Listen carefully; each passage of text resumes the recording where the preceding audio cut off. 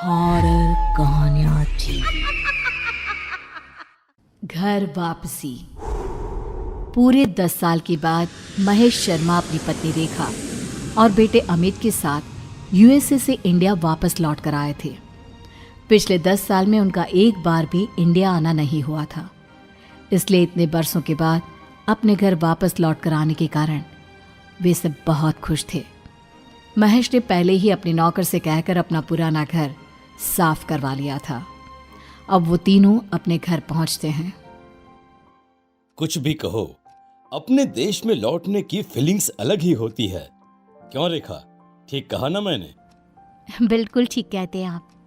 10 साल कब निकल गए पता ही नहीं चला।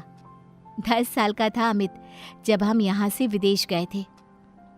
मम्मी पापा, जब मैं यहाँ से गया था तो मेरे बहुत सारे दोस्त थे, आसपास के घरों के कॉलोनी वाले। अब तक तो वो सब भी कितने बड़े हो गए होंगे, पता नहीं अब यहाँ रहते भी होंगे या नहीं। वो पिंकी याद है? बचपन में पूरा समय अमित के साथ ही खेलती रहती थी। कितनी प्यारी बच्ची थी। कौन? वो अपने गुप्ता जी की बेटी? हाँ वही। गुप्ता जी अभी भी इसी मोहल्ले में रहते हैं? देख लेना, हमारे आने की खबर सुनकर दौड़ कर चले आएंगे। मम्मी पापा, आप लोग बातें करिए, मैं अपने कमरे में सोने जा रहा हूँ। मुझे कुछ देर आराम करना है। अमित अपने कमरे में जाता है और आराम से बेड पर लेट जाता है, लेकिन जैसे ही उसने अपनी आंखें बंद की उसे लगा कि कमरे की खिड़की के बाहर से किसी ने उसे आवाज दी। अमित, तुम लौट आए? मैं कब से तुम्हारा इंतजार कर रही थी। कौन है वहाँ पर? अगर कोई है तो प्लीज अंदर आ जाओ। अंदर आकर बात करते हैं ना। इस तरह खिड़की के बाहर से बोलने की क्या जरूरत है? लेकिन मैं तो यहीं रहती हूँ, तुम्हारे कमरे की खिड़की के बाहर, और मैं अंदर नहीं आ सकती। अरे बड़ी अजीब बात है, अंदर क्यों नहीं आ सकती? वैसे तुम हो कौन? अमित के इतना पूछते ही अचानक आवाज आना बंद हो जाता है। लगता है कि कोई मजाक करने की कोशिश कर रहा है। बाद में देखता हूँ। अब अमित एक बार फिर अपनी आंखें बंद करके सोने की कोशिश करता है, लेकिन इस बार जैसे ही वो आंखें बंद कर सोने के लिए दूसरी तरफ करवट पलटता है तो उसे एक छोटी बच्ची बाजू के बेड पर लेटी दिखती है, जिसे देखकर वो घबरा कर उठ जाता है। कौन है? कौन है? कोई है? क्या हो गया है मुझे? अचानक से छोटी बच्ची क्यों नजर आ रही थी मुझे? लगता है ज्यादा ही थक गया हूं मैं। थोड़ी देर के बाद अमित गहरी नींद में सो जाता है। अगली सुबह जब अमित सोकर उठता है और अपने कमरे से बाहर आता है तो अमित को देखकर महेश और रेखा के होश उड़ जाते हैं। ये क्या बचपना है अमित? ये तुमने अपना हुलिया कैसा बनाया हुआ है? पागल हो गए हो क्या? आज से पहले तो बेटा तुमने कभी ऐसी कोई हरकत नहीं की। अमित, तुम कोई दूध पीते बच्चे नहीं हो, 20 साल के जवान लड़के हो, और ये किस तरह का मजाक है? मम्मी पापा, अब गुस्सा क्यों हो रहे हो? मैंने क्या किया है? अभी अभी तो नींद से उठकर आपके सामने आया हूँ और आप भी मेरे ऊपर गुस्सा कर रहे हो। क्या हुआ? रेखा अपनी जगह से उठती है और एक छोटा सा आईना लाकर अमित की आंखों के सामने लगाती है। ये देखो, तुमने अपने सर पर रंग बिरंगी रबड़ लगाकर 2 चुटिया बनाई हुई है और हेयर बैंड लगाया हुआ है और आंखों में काजल। पागल हो गए हो क्या? तुम्हारी तबीयत तो ठीक है ना? अमित ने घबराकर अपने बालों से वो रबर बैंड निकाल दिया, हेयर बैंड भी फेंक दिया। मम्मी पापा, मैं सच कह रहा हूँ, मुझे इसके बारे में कुछ भी नहीं पता। यह सब किसने किया है? आप बताइए, क्या मेरा बचपन का कोई दोस्त आया था जिसने नींद में मेरे साथ ये सब किया हो? ऐसा कुछ नहीं हुआ अमित, अभी तो सुबह हुई है। कोई नहीं आया था बेटा, हम सच कह रहे हैं। किसी ने तुम्हारे साथ मजाक नहीं किया है, लेकिन तुमने ऐसा क्यों किया, तुम बताओगे? अरे मैंने कुछ नहीं किया, मैं सच कह रहा हूँ। और अभी मैं नहाने जा रहा हूँ, पता नहीं क्या हो रहा है मेरे साथ। कुछ देर के बाद अमित अपने कमरे से तैयार होकर आता है और कॉलोनी में घूमने के लिए घर से बाहर निकलता है।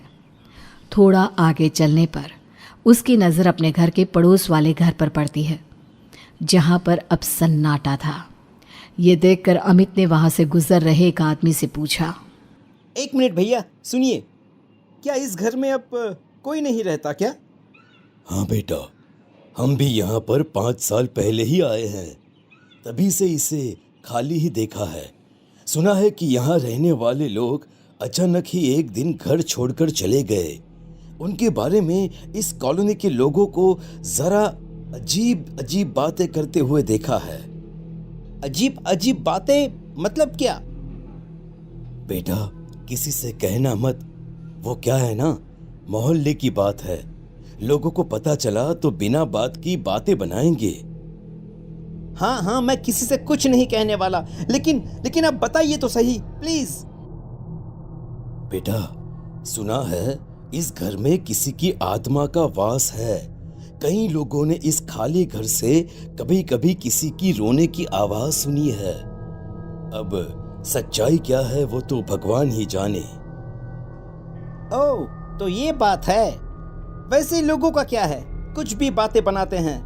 पता नहीं कौन कौन सी अंधविश्वास भरी बातों में विश्वास रखते हैं लोग। थैंक यू भैया, थैंक यू। बताने के लिए आपका बहुत बहुत शुक्रिया। पूरा दिन शहर में घूमने के बाद अमित जब शाम को अपने घर पहुंचा तो खाना खाने के बाद सीधा अपने कमरे में चला गया। थोड़ी देर के बाद रेखा और महेश ने अमित को बाहर बुलाया, लेकिन अमित इस बार जैसे ही अपने कमरे से बाहर निकला तो रेखा के पैरों तले जमीन खिसक गई। उसने चिल्लाकर अपने बेटे अमित से पूछा, ये क्या बेहुदा मजाक है अमित? तुमने अपना हुलिया इस तरह से क्यों बिगाड़ा हुआ है? और ये गुलाबी फ्रॉक पहनने का क्या मतलब है? लगता है हमारे बेटे को कोई दिमागी परेशानी हो गई है। किसी ने इसके ऊपर कुछ कर दिया है रेखा। हमें इसे डॉक्टर के पास ले जाना चाहिए। अरे लेकिन अभी अभी बाजार से आया, तब तो बिल्कुल ठीक था, और इतनी सी देर में मेरे बच्चे को क्या हो गया? अमित एक छोटे बच्चे की तरह ताली बजा बजा कर हंसने लगता है और छोटे बच्चे की तरह ही बात करता है। मम्मा मम्मा, मुझे फ्रॉक पहनना बहुत अच्छा लगता है। आप मेरी 2 चोटी बना लो ना, और इस पे ना पिंक वाली रबड़ लगाना। बस करो अमित, बस। तुम क्या कर रहे हो? इस तरह का मजाक मत करो अपने मम्मी पापा के साथ। अरे अंकल, मैंने कहा मजाक किया, और वैसे भी मेरा नाम अमित नहीं, मेरा नाम तो चिंकी है, चिंकी। चिंकी का नाम सुनते ही रेखा और महेश पूरी तरह से घबरा गए। उन्हें विश्वास नहीं हो रहा था कि उनका बेटा चिंकी का नाम लेकर उसकी तरह क्यों बिहेव कर रहा है, क्योंकि चिंकी की मौत हुए तो 10 साल से भी ज्यादा समय बीत चुका है। रेखा और महेश ने किसी तरह अमित को सुला दिया, लेकिन रात को अचानक अमित के कमरे से किसी की डरावनी आवाज आने लगी। लौट आई हूँ मैं, लौट आई हूँ, और अब यहीं रहूँगी तुम्हारे घर में, क्योंकि यहीं पर मेरी जिंदगी खत्म हो गई थी। तुम तो इतने जवान हो गए, लेकिन मैं तो छोटी सी रह गई ना। मैं चिंकी हूँ, मुझे फ्रॉक पहनना बहुत पसंद है। महेश और रेखा ने घबराकर अमित के कमरे का दरवाजा खोला तो वो दोनों हक्के बक्के रह गए।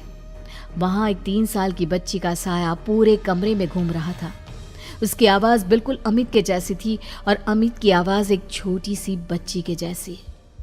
मम्मी पापा, देखो चिंकी वापस लौट आई है। वो मेरी वजह से चली गई थी और अब वह वापस लौट आई है।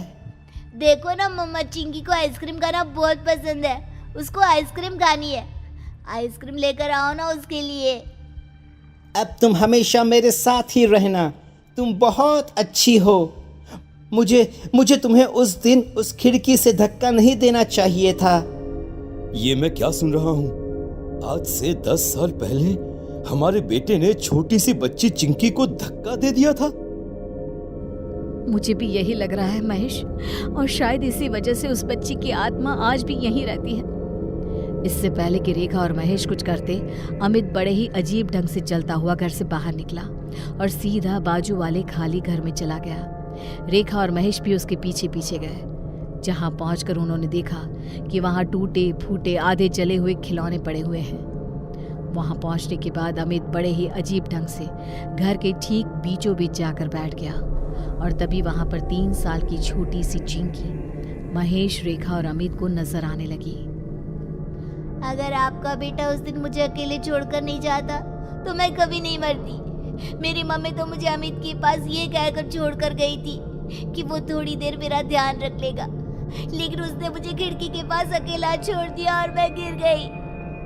मेरे बच्चे को छोड़ दो बेटा, उससे बहुत बड़ी गलती हुई है, लेकिन तब वो नादान था, ना समझता, इसलिए तुम्हारा ध्यान नहीं रख पाया। अगर अनजाने में अमित से गलती हुई होती तो मैं उसे माफ कर देती, लेकिन जानती है आंटी, इसने मुझे जानबूझकर खिड़की से धक्का दिया था ताकि इसे मेरा ख्याल ना रखना पड़े और ये अपने दोस्तों के साथ जाकर खेल सके। ये तुम क्या कह रही हो? अगर ये सच है तो फिर यही सच है, और आज के बाद से मैं हमेशा अमित के शरीर में रहूंगी, और जब मेरा मन करेगा तब बाहर आऊंगी।